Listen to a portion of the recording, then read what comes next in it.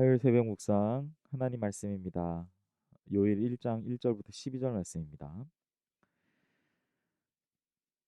하나님 말씀 요일 1장 1절부터 12절 말씀 제가 봉독합니다. 부드엘의 아들 요엘에게 임한 여호와의 말씀이라. 늙은 자들아 너희는 이것을 들을지어다. 땅의 모든 주민들아 너희는 귀를 기울일지어다. 너희의 날에나 너희 조상들의 날에 이런 일이 있었느냐. 너희는 이 일을 너희 자녀에게 말하고 너희 자녀는 자기 자녀에게 말하고 그 자녀는 후세에 말할 것이니라. 팥중이가 남긴 것을 메뚜기가 먹고 메뚜기가 남긴 것을 느치가 먹고 느치가 남긴 것을 황충이 먹었도다. 취하는 자들아 너희는 깨어 울지어다. 포도주를 마시는 자들아 너희는 울지어다. 이는 단 포도주가 너희 입에서 끊어졌음이니 다른 한 민족이 내 땅에 올라왔음이로다. 그들은 강하고 수가 많으며 그 이빨은 사자의 이빨 같고 그 어금니는 암사자의 어금니 같도다. 그들이 내 포도나무를 멸하며 내 무화과 나무를 긁어 말갛게 벗겨서 버리니 그 모든 가지가 하얗게 되었도다. 너희는 처녀가 어렸을 때에 약혼한 남자로 말미암아 굵은 배로 동이고 애곡함같이 할지어다. 소재와 전제가 여호와의 성전에서 끊어졌고 여호와께 수종드는 제사장은 슬퍼하도다. 밭이 황무하고 토지가 마르니 곡식이 떨어지며 새 포도주가 말랐고 기름이 다하였도다. 농부들아 너희는 부끄러워할지어다. 포도원을 가꾸는 자들아 곡할지어다. 이는 밀과 보리 때문이라 밭의 소산이 다 없어졌음이로다. 포도나무가 시들었고 무화과 나무가 말랐으며 석류나무와 대추나무와 사과나무와 밭의 모든 나무가 다 시들었으니 이러므로 사람의 즐거움이 말랐도다. 아멘. 오늘 본문의 말씀을 통해 재앙을 통한 말씀이라는 제목의 하나님 말씀을 전하겠습니다. 요엘은 오늘 본문의 1절부터 12절에 꾸준히 등장하는 이 재앙에 관한 소식을 가장 먼저 전합니다. 자신의 선지적인 글을 남기면서 재앙으로부터 시작하는 것은 아주 이상할 정도의 그런 내용이라고 할 수 있습니다. 근데 이 재앙의 소식을 가장 먼저 전하면서 그것에 귀를 기울이라라고 오늘 이야기합니다. 재앙의 소식이 우리의 마음을 불편하게 하지만 복음은 늘 그렇게 나쁜 소식에서 시작해서 기쁨의 소식으로 전이가 되는 그런 현상들이 있죠. 오늘 본문을 통해서 하나님은 요엘을 통해서 선언하신 이 재앙 그리고 또 그것을 통한 하나님의 말씀 어떤 것인지 한번 살펴보기를 원합니다. 요엘은 먼저 경험하는 노인들에게 이야기를 시작합니다. 어느 시대에도 이러한 재앙은 없었으므로 이 소식을 후손에게 전할 것을 당부합니다. 매우 충격적이고 두려운 전무후무한 메뚜기 재앙입니다. 사람이 결코 저항할 수 없는 불강력적인 재앙입니다.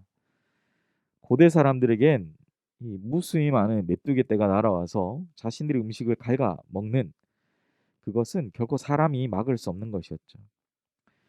그런데 이러한 재앙이 술 취하는 자들에게는 술이 깰 만한 두려운 것이라고 소개합니다. 그들의 평안함이 이제는 완전한 두려움이 되어서 다시 그들에게 소개되고 있는 것이죠. 이 지나가는 메뚜기 떼가 그들의 소산물인 포도나무와 무화과 나무를 모두 상하게 했기 때문에 그들은 더 이상 나무에서 나는 그것을 즐길 수 없었습니다. 시편 104편 15절에 보면 사람의 마음을 기쁘게 하는 포도주와 사람의 얼굴을 윤택하게 하는 기름과 사람의 마음을 힘있게 하는 양식을 주셨다라고 말씀하고 있습니다. 포도주라고 표현된 나무의 소산물은 하나님이 주시는 그런 복을 상징하고 또 사람을 힘있게 하는 것의 상징이었습니다. 미가서 4장 4절에도 각 사람이 자기 포도나무 아래와 자기 무화과 나무 아래에 앉을 것이라 그들을 두렵게 할 자가 없으리니 이는 만군의 여호와의 입이 이같이 말씀하셨음이라고 말씀하는데 역시 이 말씀에서도 포도나무와 무화과 나무가 부요함과 평안함을 상징하는 것으로 등장하죠. 그런데 오늘 본문은 이 재앙을 당함으로 말미암아 모든 것이 끊어지고 파괴되었다. 그것은 그들이 지금까지 유지해왔던 모든 하나님 앞에서의 안락함과 또 부요함, 그리고 그들에게 늘 있어야 할 평안을 모두 상실하게 되었음을 말해 주고 있습니다. 마음의 평안을 빼앗긴 채 살아가는 그들에게 어떠한 안전함이 없어진 것입니다. 이러한 메뚜기 재앙은 하나님께서 우리에게 주신 복과 부요함 또한 평안을 빼앗아가는 그런 재앙이라는 것이죠. 요엘은 우리에게 이렇게 당부합니다. 우리가 이 재앙으로 인해서 울어야 한다고 말합니다. 마치 결혼을 약속한 처녀가 결혼식 전날 남편이 죽었다는 소식을 듣고 굵은 배를 동이고 애곡하는 것처럼 말입니다. 이 재앙이 얼마나 치명적인지를 오늘 요일은 강조하면서 이야기합니다. 농작물은 남지 않아서 하나님께 드릴 소재나 전제도 끊어질 수밖에 없습니다. 하나님과의 교제의 수단이었던 재물이 없는 것이 의미하는 것은 더 이상 우리가 하나님과 교제하는 것이 없어진 상실된 채 남아 있는 것이죠. 사실 부요함과 평안함, 안락함에 더 넘어서는 재앙이 바로 이 하나님과 교제할 수 없음을 의미하는 이것이 어쩌면 요엘은 가장 큰 재앙으로 소개하고 있습니다. 요엘은 또한 직접 농사짓는 생산자들이 눈물 흘릴 것이라고 말합니다. 소산물이 다 없어졌기 때문이죠. 밭에 있는 모든 나무가 다 시들어서 하얗게 되어버린 겁니다. 농작물을 생산했던 생산자는 땅으로부터 어떠한 소득을 올릴 수 없고 모든 생계의 수단이 다 사라졌다고 소개합니다.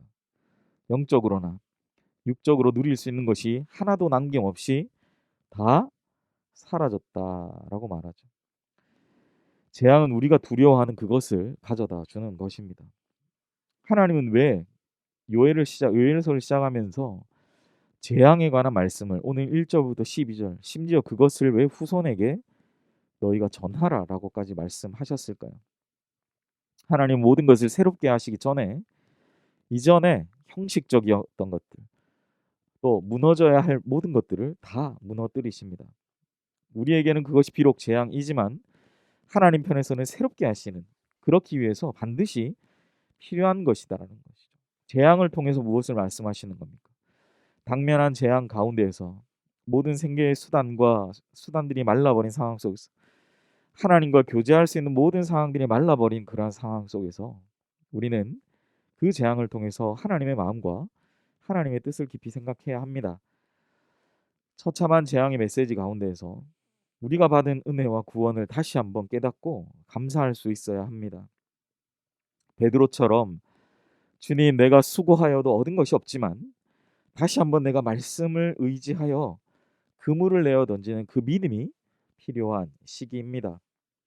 사랑하는 여러분, 우리의 당면한 재앙으로 말미암아 우리가 절망하지 않고 다시 한번 말씀으로 세워주시는 귀한 하루 되시기를 주님의 이름으로 간절히 축복합니다. 말씀을 정리합니다. 하나님은 이전에 새롭게 하기 위해서 성장통을 겪게 하십니다. 그것이 바로 오늘 이 재앙을 통한 말씀입니다. 때로는 우리가 한 달에 그리고 매일매일 우리에게 주어진 어떤 생업의 모든 것들이 말라갈 때, 또 그로 말미암아 이제 하나님과의 교제하는 모든 것들이 말라갈 때, 또한 그러한 현상적인 상황들 가운데 있을 때 우리가 그러한 부요함과 평안을 빼앗아가는 그 재앙 가운데 혹시나 계실 때 오늘 하나님께서 새롭게 하시는 그러한 요엘에게 주신 이 귀한 말씀들을 생각하시면서 재앙으로 말미암아 절망하지 않고 다시 한번 오늘 우리에게 주시는 재앙을 통한 말씀을 통해서 주시는 이 말씀으로 다시 한번 세워주시는 귀한 은혜가 가득한 하루 되시기를 주님의 이름으로 기도합니다. 기도하겠습니다. 사랑하신 하나님, 오늘 우리에게 주신 이 말씀을 생각하면서 1절부터 12절 아무리 우리가 눈 씻고 찾아봐도 정말 이것이 성경 말씀에 쓰여진 기록일까라는 생각이 듭니다. 하나님 이렇게 잔인한 분이십니까? 하나님 이렇게 무시무시한 분이셨습니까? 라는 애곡하는 소리가 나오는 그러한 말씀으로 보여집니다. 그러나 마치 아내가 신랑을 빼앗긴 상황 가운데서 우리가 눈물 흘리며 애곡하며 다시 한번 이 재앙을 통해서 하나님이 우리에게 하시는 하나님의 그 말씀을 다시 한번 생각하면서 우리의 믿음의 주요 온전케 하시는 그 주님을 바라보며 오늘 하루 재앙을 통한 이 말씀 가운데 하나님의 숨어 계신 그 뜻을 생각하면서 우리의 삶을 주님께 온전히 올려드리는 복된 하루 되게 하여 주시옵소서. 이 모든 말씀 우리 구주 예수님의 이름으로 감사하며 기도하옵나이다. 아멘. 이제 우리 들은 말씀 생각하시면서 재앙을 통해 하나님과의 관계의 회복을 힘쓰며 나아가는 은혜의 하루가 되게 해달라고 기도하시고, 두 번째 담임 목사님 청빙을 위해서 연희교회가 한 몸을 이루는 지체로서 머리 대신 예수님 말씀과 뜻을 잘 전달할 수 있는 준비된 목회자를 모시도록, 성도들의 영혼을 사랑하고 푸른 초장으로 인도하며 영혼의 생수를 마시며 성장시키시는 목회자를 모시도록, 사람의 생각과 방법이 아닌 오직 주님의 뜻과 방법으로 준비된 목회자를 모시도록 기도하시고, 코로나19 계속적으로 확진자들이 대량으로 나오고 있는 전국적으로 그런 상황 가운데 있습니다. 하나님 치유하여 주시고 회복하시고, 무엇보다 우리 사랑하는 연희교회 모든 성도들의 안전을 위해서 기도해 주시기를 바랍니다.